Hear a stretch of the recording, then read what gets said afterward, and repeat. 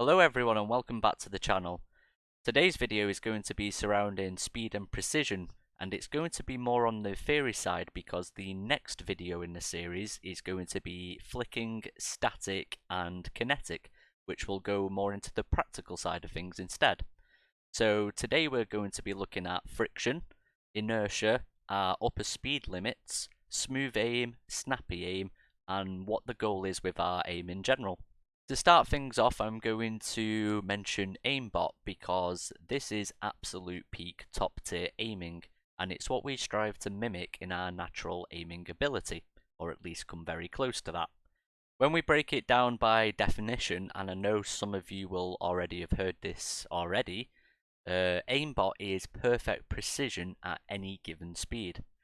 Key point here is that no matter what speed, whether it be 500 millisecond flicks or 10 millisecond flicks, the method in which it aims and how it shoots can be regarded as perfect. We can easily translate and map this back onto our natural ability, and it's been a crucial element in how I've approached aim training in general. I've often advised for people to take their shots painfully slow and then speed up, and the reason for this is to identify the point at which you drop off of your precision with the increased varying speeds.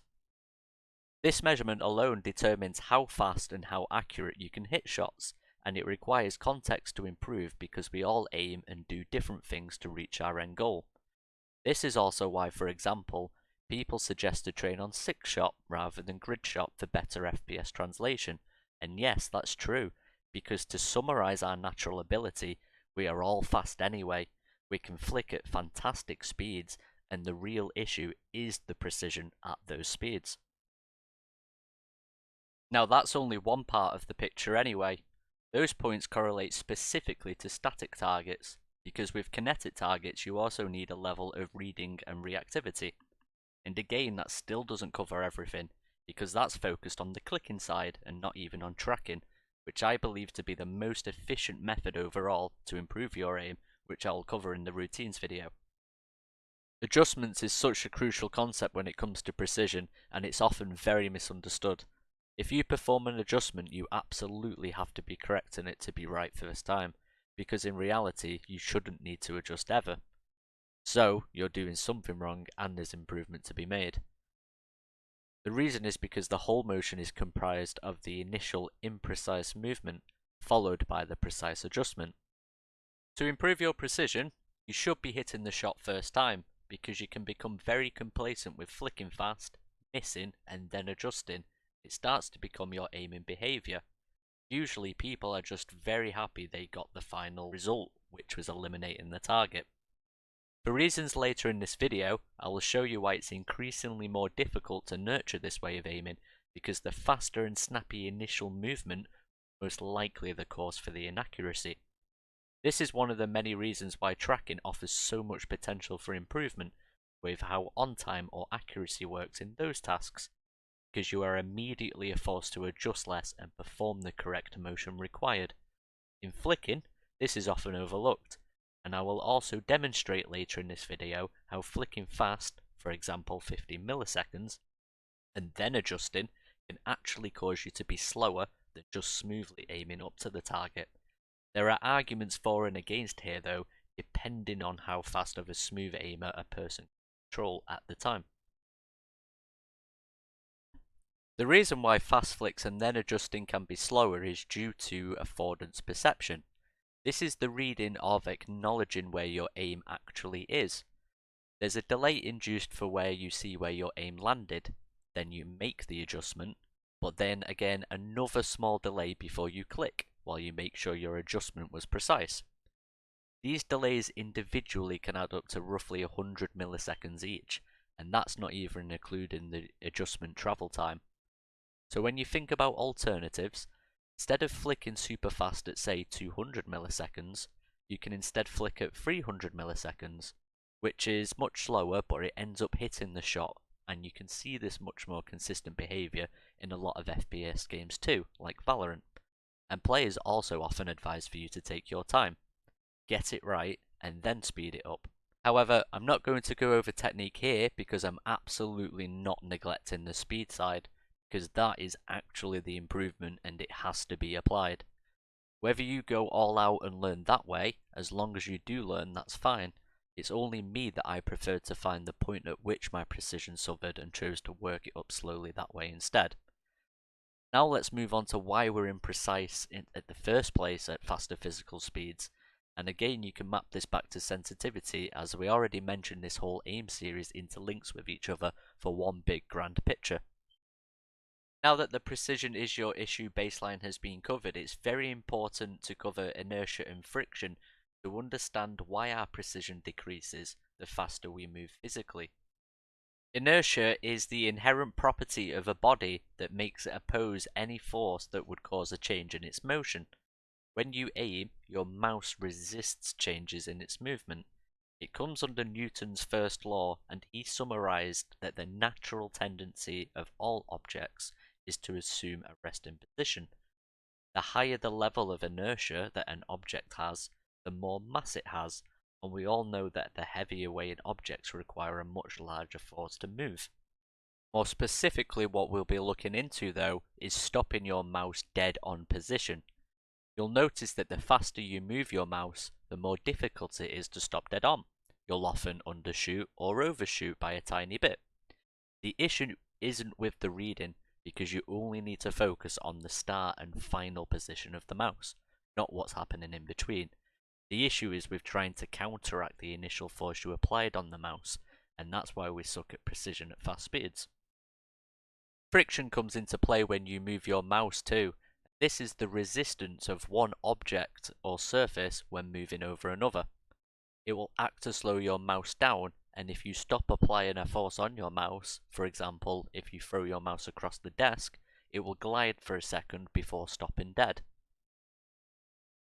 So what this means for us is that there are numerous forces at play within this aiming system. You must apply a force great enough to start moving the mouse initially, and then again enough force to consistently challenge the friction, and that consistency itself is the real challenge when we move. Whether it be our wrist or arm that's moving, each small part can see us increase the force slightly and usually unintentionally, which can mess up your aim, and this will lead nicely onto the smooth and snappy aim next. Before moving on though, in summary for the friction and inertia chapter, it mostly boils down to stopping power, which I'm sure most of you may have already heard of.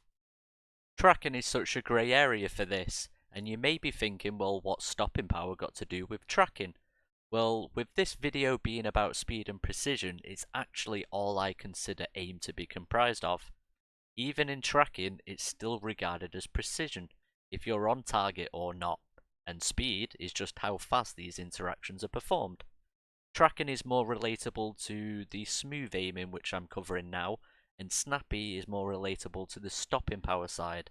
And again, tracking is just really unusual in this big picture, because even though it falls within this speed versus precision breakdown of aiming, it serves more as a motion or an ability to perform a certain motion, which is a skill in its own right.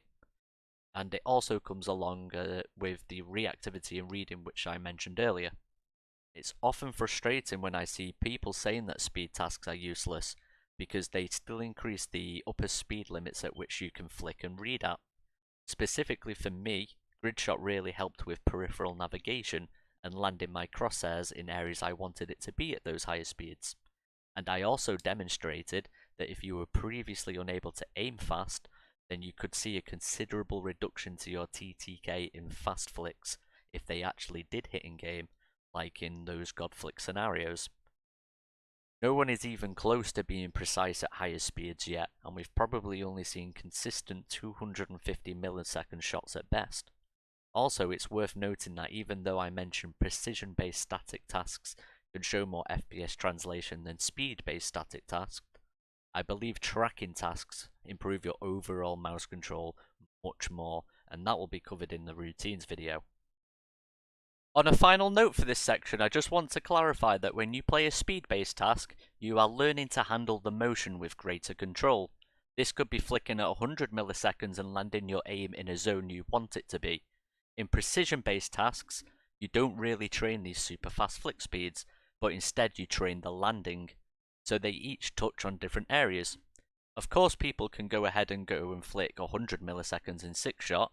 Well, I would say good luck with that 10 kills per second output, because what you'll find is you keep pressing play over and over again with absolutely no improvement. In fact, if you end up playing for a month and you do hit a personal best, it's most likely down to the fact that you've just played so much that you just ended up having a good run. So that is the key difference here. Speed deals with motion control, precision with, well, yeah, accuracy of your landing, which more of us have issues with. Remember, we're all fast anyway. Now this is where smooth aim and snappy aim come into play. With smooth aim, you accelerate moving your mouse gradually, so from resting you will slowly accelerate and build up. With snappy aim, you apply a greater force so you immediately chunk ahead in terms of velocity. As both aim methods continue and they approach their target, the smooth aim will gradually reduce the force exerted on the mouse and it will decelerate until it reaches its position, whereas the snappy aim will apply a solid counterforce to the mouse to stop it dead on. This aim often gets to the target area fast, but it's also very imprecise, so an adjustment is usually required. Using this breakdown, we can further analyze the cutoff point between our precision and speed, and again you can test this by taking your shots really slow up until the point that you see your static shots start to overflick and underflick. Anything prior to this point is your individual smooth aim. Anything past this point is your individual snappy aim. When it comes to training your aim, the snappy side often sees the higher scores and faster shots, but as it is inconsistent, it needs to be nurtured by the smooth aim too. And at where your cutoff point is, you need to focus while you aren't chasing those shots well. After repeated training, you get faster and learn to control it. You start applying more speed and they become more easy to work into what you could regard as snappy motions, as well as them being more precise. And that encapsulates the whole improvement process. From what you couldn't control 2 kills per second at in a precise manner, you could now probably control 2.5 kills per second. That's your improvement. Okay, and that just about covers it, guys. I don't want to go too overboard on the theory side, I just wanted to cover some main points so you can understand what these components actually are in your aim, and mainly to highlight the issue people have with becoming extremely complacent with adjustments. You just get very good at them, and your initial precision can get stuck, and you can follow this repetitive process for years. I should know, and any other FPS gamers that have put in like 10 to 15 years can vouch for this too, with their missed shots after so much experience. Our aim probably stopped improving like 5-10 years ago, and we were just honing in-game stuff, so it's important to push past this training in this way, and it's also why I'm very supportive of aim trainers. So bear that in mind and look out for those adjustments. Figure out your precision levels and get some improvement on the go. I promise you, you'll start to notice more of your flicks are hitting and you will feel much happier in yourself as well as surprised. Most people that are still improving from just a natural process will already encompass this subconsciously. They move their mouse and they're, horrendously off target, will go, okay, maybe I moved it too much, and from there they end up learning. But for people especially that feel they're at top level or capping at some point, you've got to test really hard. So, hope you enjoyed the video, guys, and I'll catch you in the next one.